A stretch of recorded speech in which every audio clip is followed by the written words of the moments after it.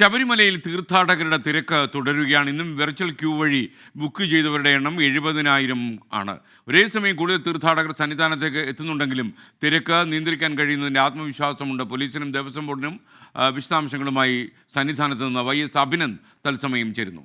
Good morning Abhinand. Sabarimala സന്നിധാനത്ത് ഇന്നും തിരക്കുണ്ടെന്ന് മനസ്സിലാകുന്നു. അയ്യപ്പ ഭക്തന്മാർക്ക് ക്ലീനായിട്ട് ദർശനം കഴിഞ്ഞ് മടങ്ങാൻ കഴിയുന്നുണ്ടോ?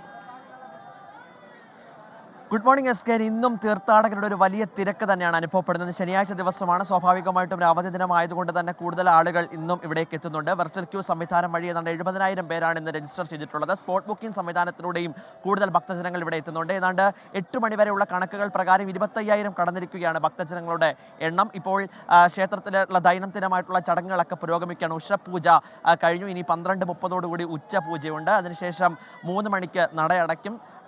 3 മണിക്ക് വീണ്ടും നട തുറക്കും. അതിനുശേഷം 6:30 ദീപാരാധന, പിന്നീട് 9 മണിക്ക് അത്താഴപൂജ, അതിനുശേഷം 10:30 ഹരിവരാസനം പാടി നട അടയ്ക്കും. ഇതാണ് ഇന്നത്തെ ചടങ്ങുകൾ. ഏതാണ്ട് വലിയ ഒരു ഭക്തജനതക്ക് നമുക്ക് ദൃശ്യങ്ങളിൽ നിന്ന് വളരെ വ്യക്തമാണ്. കൂടുതൽ നേരം കൊണ്ട് തന്നെ ക്യൂ നിന്ന് ആണ് ഇപ്പോൾ ദർശനം നടത്തുവാൻ വേണ്ടിയിട്ട് ഭക്തജനങ്ങൾ ഇവിടെ എത്തിയിട്ടുള്ളത്. ഏതാണ്ട് ഇന്നലെയും 80,000 കടന്നിരുന്നു. തുടർച്ചയായി 2ാം ദിവസവും 80,000 ഭക്തജനങ്ങൾ ഇന്നലെ ദർശനം നടത്തി. ഇന്നും അത് തന്നെയാണ് ദേവസ്വം ബോർഡ് പ്രതീക്ഷിക്കുന്നത്.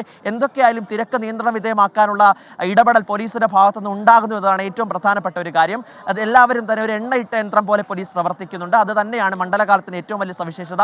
എന്തായാലും വലിയ പ്രശ്നങ്ങളോ പരാതികളോ ഒന്നുമില്ലാതെ മണ്ഡലകാലം പുരോഗമിക്കുകയാണ്. SK. Okay, thank you YS Abhinand.